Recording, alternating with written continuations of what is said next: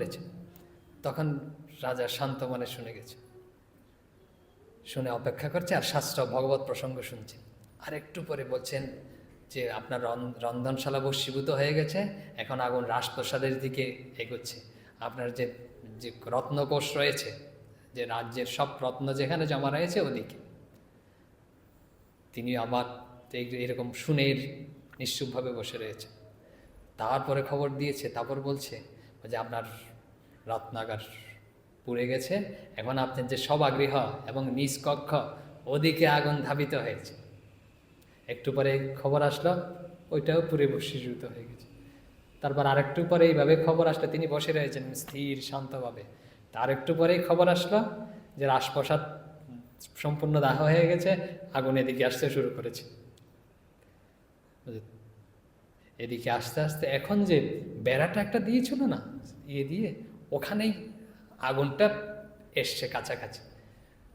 এই সংবাদ রাজাকে দিয়েছে। ব্রহ্মচারী যারা বসেছিল তারাও শুনতে পাচ্ছে ব্যাপারগুলো। তারা কিন্তু ওই কাপড় টাপড়, যে কৌপিন অল্প বস্ত্র কাপড় চোপড় ওই বেড়াতে না শুকোতে দিয়েছিল, ভোরে স্নান টান করে। তো তাদের মনে উঠেছে আমার কাপড়টা তো ওখানে রয়েছে। যেই শুনেছে আগুন এখানে চলে আসছে বেড়ার কাছে, সব একদম লুটুপুটি উঠে দৌড়, যে কাপড় গুটাতে হবে তো। তারপর তাদের কাপড় টাপড় সব গুটিয়ে এনেছে। গুটিয়ে এনে তো আগুন ওট্টুকে সেই থেমে গেছে, সব বন্ধ হয়ে গেছে।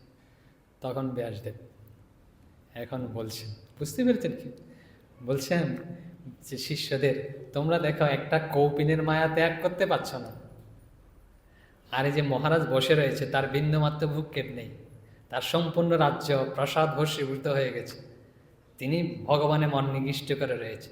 এই জন্য এই রাজাকে বিদেহজনক বলা হয়। দেহের মধ্যে থেকেও তিনি দেহাতীত জ্ঞানের অবস্থায় পরিপূর্ণ হয়ে রয়েছেন। তো এই হচ্ছে অবস্থা, যে অর্থ থাকলেই, আমার সম্পদ থাকলেই যে এরকম হবে, আমি কাজে ব্যস্ত থাকলেই যে এরকম ব্যস্ত থাকবো, আর আমরা কর্মহীন থাকলেই যে আমরা এরকম হব, তা নয় কিন্তু। তো উল্টা যাতে ধারণা না হয়, যেটা অহংকারটা হচ্ছে না। এখন আমরা প্রশ্ন করি যে অহংকার যাবে কিভাবে? অনেক বেশি বলে ফেলছি না, শেষ করে। অহংকার যাবে কিভাবে? শ্রীরামকৃষ্ণকে প্রশ্ন করা যে অহংকার যাবে কিভাবে? শ্রীরামকৃষ্ণ বলছে অহং তো যাবে না, মহা মুশকিল। যে এটা থাকলে বলছে অসুখী হব, আবার বলছে এটা যাবে না।